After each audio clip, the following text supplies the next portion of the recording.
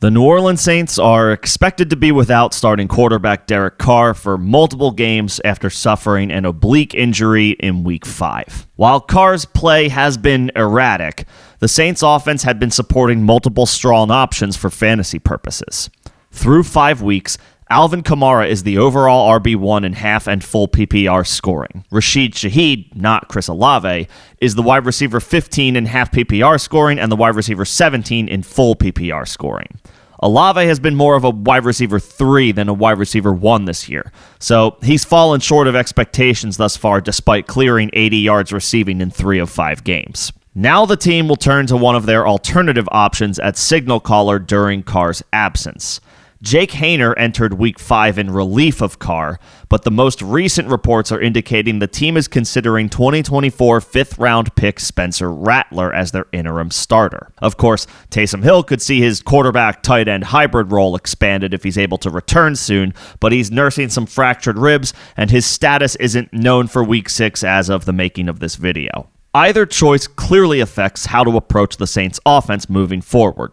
The question is whether Haener or Rattler can keep the skill position players relevant for fantasy. The Saints selected Haener in the 4th round in the 2023 draft out of Fresno State. After transferring from Washington, Haener became a 3-year starter for the Bulldogs, completing 68% of his passes for 9,120 yards, 68 touchdowns, and 18 interceptions. By all accounts, he has a good pocket presence and football IQ, but he doesn't add anything on the ground as a runner or scrambler. He does have a year of experience as far as being on an NFL roster, so that helps, but he did miss time stemming from a suspension last season. As for Rattler, his college career didn't quite go as expected. He stepped in as Oklahoma's starter in 2020 as a redshirt freshman and lived up to expectations as a highly touted prospect, throwing for over 3,000 yards and 28 touchdowns. He also chipped in 6 rushing scores. Things changed in 2021. Rattler was playing okay on the season, but not great. Fast forward to their game against arch-rival Texas, the Sooners found themselves in a big hole, and head coach Lincoln Riley made the switch to Caleb Williams. Williams led a massive comeback, and the team never looked back, moving forward with Williams as the starter. Rattler proceeded to transfer to South Carolina, where he started the final 2 years of his collegiate career. Across 2022 and 2023, Rattler amassed 6,200 passing yards, 37 passing touchdowns, 7 rushing scores, and 20 interceptions. He did enough to become a day 3 pick in the 2024 draft, but ultimately fell short of some lofty expectations after his 2020 season. The overviews of both Haener and Rattler are somewhat similar. Both are solid at reading the field and allowing routes to develop, but they both have some physical shortcomings, particularly arm strength. So what does this mean for the offense in general? Ultimately, I think you'll be okay if you have Kamara in fantasy. Backup quarterbacks are often more likely to do 2 things: hyper-target their top receiving options and rely on safer short and intermediate throws. Kamara should maintain a high usage, and while he may see more 8-in-the-box looks as a runner, his involvement as a pass catcher should keep him afloat with a safe floor.